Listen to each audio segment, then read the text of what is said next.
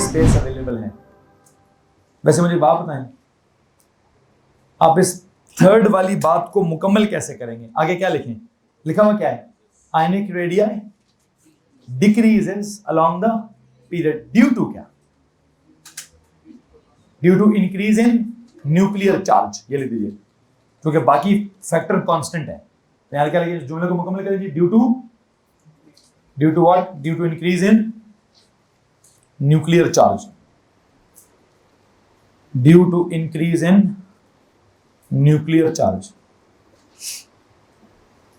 यहां तक अगर कोई प्रॉब्लम है तो प्लीज हाथ खड़ा कर दीजिए, नहीं तो फिर थोड़ा सा आगे चलते हैं। आगे किधर चलें? जो इसके अंदर स्पेस अवेलेबल है उस स्पेस क्यों छोड़ी है मैंने?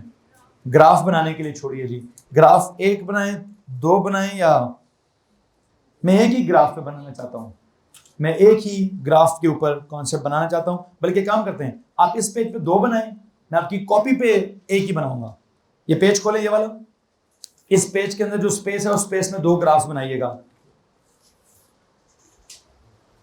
मतलब ये वाला। एक काम करें, नोट्स में दो अलग अलग बनाए हैं। नोट्स में ना, नोट्स में दो अलग अलग बनाए। नोट्स में दो अलग अलग बनाए, उस पेज पे मैं एक ही बनाऊंगा। नोट्स में दो अलग अलग बनाए, इसके नीचे अलग बनाइए, उसके नीचे अलग बनाइए, इसके नीचे अलग, उसके नीचे अलग। नोट्स में जाएं जी, यहां रेडियस लिखूंगा स्लैश नैनोमीटर में, और यहां लिखता हूं पहले वाले कॉलम में क्या करें जी सर? कैटाइंस लिखें। कौन कौन से? Sodium 1 positive, magnesium 2 positive, aluminium 3 positive, silicon 4 positive. और प्लीज बताइए अलोंग द पीरियड क्या होना चाहिए था? डिक्रीज होना चाहिए था। तो लो भाईजान, सिंपल सी बात है, ये लो।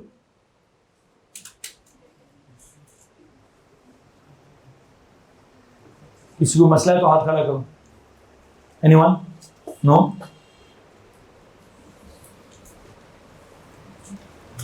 इधर आओ जी।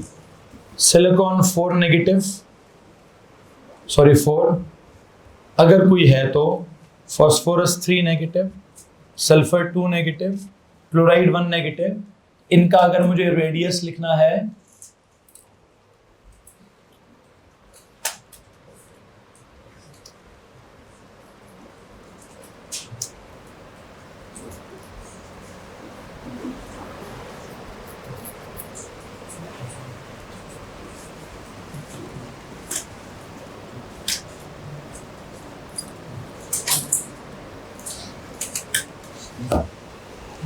ये लो जी।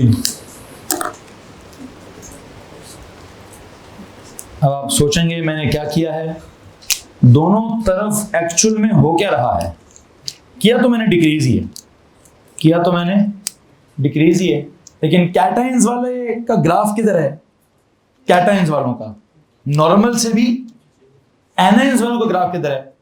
आपको पता है एटम्स का ग्राफ किधर है? ये बात गौर से सुनिए। अगर मैं बात करता किस चीज की, अगर मैं कहूं जी मैंने पूरा एक सीधा सीधा पीरियड नंबर 3 बनाना है। अब आइए जरा आप अपने उस पेज की तरफ जहां पे स्पेस खाली है आपके पास, जो आपके पास अलग से दिया गया है पेज, उसके ऊपर चले जाएं।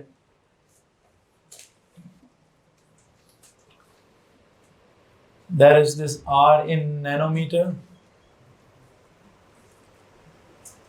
10 मिनट है।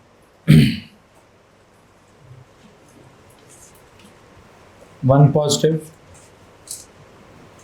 2 पॉजिटिव,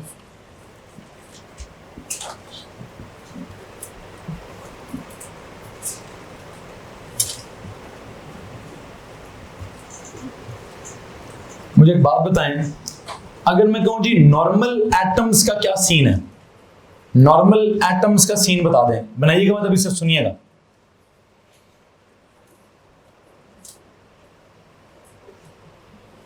नॉर्मल एटम्स में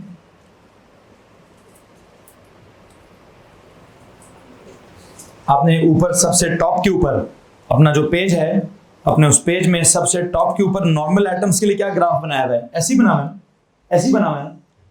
अब इसके ऊपर ही अगर आप कैटाइंस की बात करेंगे, आपने बहुत शुरू में कहा था कैटाइंस का रेडियस अपने नॉर्मल एटम से छोटा होता है, तो जितने भी कैटाइंस उनका ग्राफ यहां से किधर आएगा, नीचे आएगा। तो असल में मैंने ये बनाना था जी।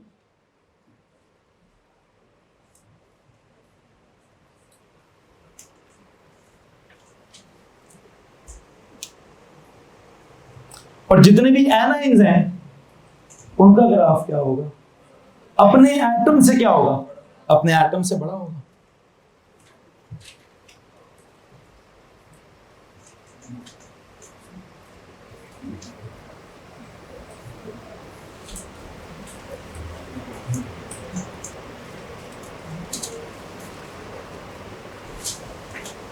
जी तो बच्चों, मैं उम्मीद करता हूं कि जो मैं बात आपको समझाना चाहता हूं वो समझ आ रही होगी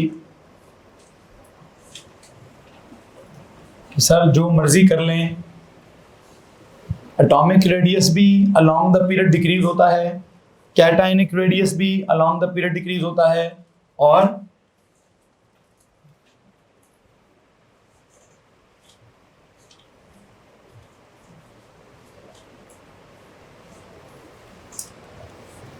एनायनिक पीरियड भी अलोंग द पीरियड डिक्रीज ही होता है।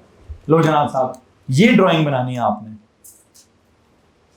इसमें कितनी लाइंस लगी हुई हैं, 3। ये डॉटेड वाली किसके लिए है, डॉटेड वाली किसके लिए है sir, this is for atoms, atomic radius what decreases across what, across the period. अच्छा ये क्या है, this graph, this is for what, so this is for cations, cationic radius क्या होता है sir, it also decreases across the period.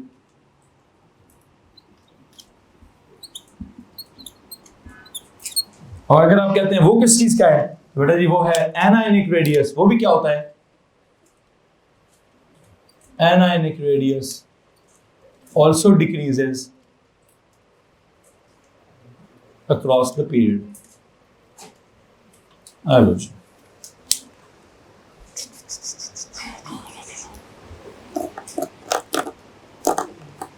मैं उम्मीद करता हूं कि इसमें किसी को परेशानी नहीं होगी। मैंने एक ही बात आपको 4-5 दफा समझा दी है, एटम्स के खाते में भी, कैटाइंस के खाते में भी, एनाइंस के खाते में भी, और पहले नॉर्मल नोट्स में भी लिखवा दी है, फिर इस पेज के ऊपर भी लिखवा दी है। मैं उम्मीद करता हूं कि इसमें किसी को प्रॉब्लम नहीं होनी चाहिए। क्या हो रहा है जनाब साहब, हमने जो ये कॉन्सेप्ट है नॉर्मल नोट्स में भी लिखा है, एक पेज दिया मैंने आपको, उसके ऊपर भी लिखवाया है, ग्राफ्स भी बनवाए हैं, जो कुछ भी है। अगर कोई सवाल अभी भी आपके दिमाग में है तो प्लीज हाथ खड़ा कर दीजिए।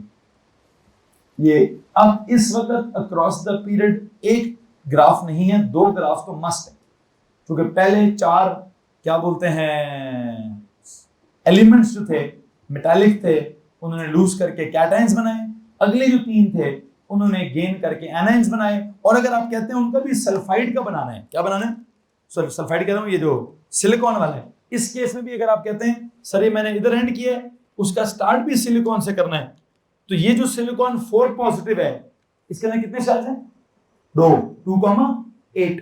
अगर मैं कोई सिलिकॉन 4 नेगेटिव है, 2,8,8, तो उसका क्या सीन होगा सर, उसका सीन इधर होगा, वो इससे बहुत बड़ा होगा, वहां से फिर नीचे जाते रहें। खैर मैं यहां से इधर एकदम से क्यों आ गया, उसकी वजह यह है कि पीरियड आपको जो डेटा लीफलेट दिया गया है, उस डेटा लीफलेट ने क्या किया है, उसके अंदर सिलिकॉन के ऊपर 4 नेगेटिव मेंशन नहीं किया गया, उसके अंदर सिलिकॉन के अंदर 4 नेगेटिव मेंशन नहीं किया गया, इसलिए मैं सिलिकॉन 4 पॉजिटिव से डायरेक्ट किस पे जा रहा हूं, फास्फोरस 3 नेगेटिव पे जा रहा हूं। और एकदम से इतनी बड़ी जंप क्यों आई है, अक्सर पेपर में आता है, ये सिलिकॉन 4 पॉजिटिव के साइज से जब आप फॉस्फाइड 3 नेगेटिव का साइज कंपेयर करते हैं तो इतनी बड़ी जंप किस खुशी में आती है सर, सिलिकॉन 4 पॉजिटिव में 2 शेल्स होते हैं और फॉस्फाइड 3 नेगेटिव में 3 शेल्स होते हैं। समझ आ रही बात कि नहीं आ रही है? तो 2 शेल्स का साइज ऑफ कोर्स बहुत छोटा होता है और 3 शेल्स का साइज ऑफ कोर्स बहुत बड़ा होता है। क्यों क्यों भाई सर, शेल्स ज्यादा, इनर शेल ज्यादा, शील्डिंग इफेक्ट ज्यादा, साइज ज्यादा, ये हमारा एक जनरल कॉन्सेप्ट है। इसमें किसी को प्रॉब्लम है कि नहीं? जब शील्डिंग इफेक्ट ज्यादा हो जाता है तो न्यूक्लियर चार्ज ज्यादा हो रहा हो या ना हो रहा हो, उसको हम क्या कहते हैं? दैट इज इनसिग्निफिकेंट या लेस सिग्निफिकेंट, या उसको हम इग्नोर मारते हैं। आप में से किसी के पास कोई सवाल है तो प्लीज हाथ खड़ा कर दीजिए। एनीवन जनाब, ये बताओ। अभी तो नहीं पढ़ते? नहीं, कब पढ़ते हैं? किसने पढ़ाए आपको? मैंने तो नहीं पढ़ाई, सिर्फ कॉन्फ़िगरेशन कराई। मैं उसके बारे में जो आप सवाल पूछेंगे उसका जवाब A2 में दूंगा। मैंने पीरियड नंबर 3 पढ़ाना है, आपका सवाल is about period number 4। Period number 4 की सिर्फ कॉन्फ़िगरेशन करानी थी। उसकी कॉन्फ़िगरेशन के बाद की जो एक्स्ट्रा प्रॉपर्टीज हैं, आई एम सॉरी मैं नहीं डिस्कस कर सकता। लेकिन सवाल अब आप पूछें, सवाल पूछने दो यार, सवाल पूछने दो। उसकी और मेरी डील हुई भी है कि किसी टेस्ट में काम पूरे नंबर आए तो उसका सवाल एक्स्ट्रा पूछा जा सकता है। पूछ लो भाई।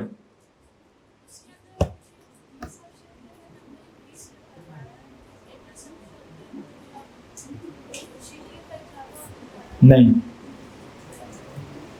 सवाल सुने जी, सुन ले थोड़ा सा, आप भी समझ लें अगर उनका दिमाग काम कर रहा है about period number 4। Period number 4 के बीच में एकदम से क्या आ जाता है? कैल्शियम के बाद वो स्कैंडियम करना चाहिए और एनाइंस को अलग कंपेयर करना चाहिए। लेकिन कहीं ना कहीं किसी पेपर मैंने सवाल देखा हुआ है कि यार कैटायन वाले का पूरा ग्राफ बहुत नीचे है, एनाइंस वाले का पूरा ग्राफ बहुत ऊपर है। वजह क्या है? वजह है कि कैटाइन सारों में कितने शेल्स थे? 2। एनाइन सारों में कितने शेल्स थे? 3। तो 2 शेल्स का तो ओवरऑल ग्राफ नीचे ही रहेगा ना, और 3 शेल्स का ओवरऑल ग्राफ। एक काम सुने, इस ट्रेंड का जो सबसे छोटे वाला है, इस ट्रेंड का सबसे स्मॉलेस्ट रेडियस जो है, इस ट्रेंड के सबसे बड़े रेडियस से भी क्या है? ऊपर है। इवन एटॉमिक रेडियस से भी क्या है? इसलिए मैंने इधर ये इसलिए लगाया, मैं इसको क्या करना चाहता था? कैटाइन से तो ऊपर रखूंगा ही रखूंगा, मैं इस ग्राफ को एटम्स वाले ग्राफ से भी क्या रखना चाहता था? ऊपर रखना चाहता था। क्यों? आपने कहीं पढ़ा है कि कैटाइंस का साइज नॉर्मल एटम से बहुत छोटा होता है और एनाइंस का साइज नॉर्मल एटम से बहुत बड़ा होता है। आई थिंक मैंने वो सब कुछ यहाँ पे प्रेजेंट करने की कोशिश की है जो भी मैं अभी तक आपको पढ़ाना चाहता हूँ। आप में से किसी के पास सवाल है तो हाथ खड़ा कर सकते हैं आप। एनीवन? आप मुझे स्पेसिफिकेशंस दिखाएंगे प्लीज। एनीवन जनाब, जरा स्पेसिफिकेशंस निकाल के दे दीजिए।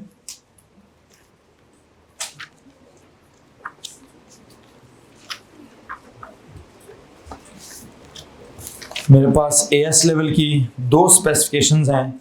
आप में से अगर किसी के पास नहीं है तो हाथ खड़ा कर दीजिए। फॉर फिजिक्स की 2 स्पेसिफिकेशन है जी। और जी एक यहाँ से उनको पीछे दे दीजिए। आप मुझे केमिस्ट्री वाली स्पेसिफिकेशन प्लीज दिखा दीजिए, मुझे वो चाहिए।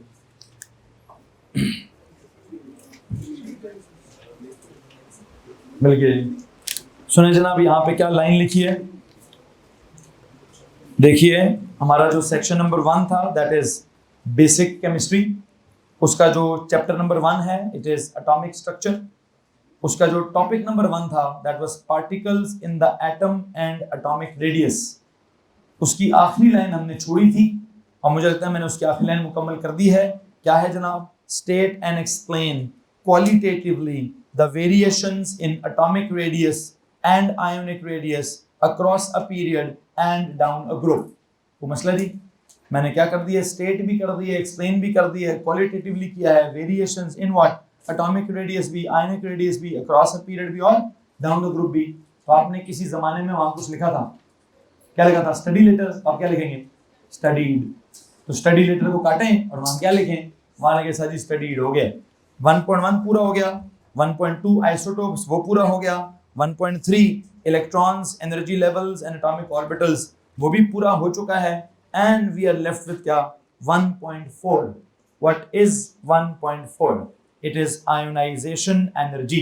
आई थिंक मेरा केमिस्ट्री के लेक्चर का वक्त खत्म हुआ चाहता है। आयोनाइजेशन एनर्जी जो है वो हमारा कल का या नया टॉपिक होगा। उस नए टॉपिक को हम डिस्कस करेंगे। कब जनाब साहब? कल की क्लास मैंने O लेवल्स की तो अनाउंस कर दी है कि O लेवल्स की तो कल क्लासेस हैं। A2 लेवल वालों का मैंने जो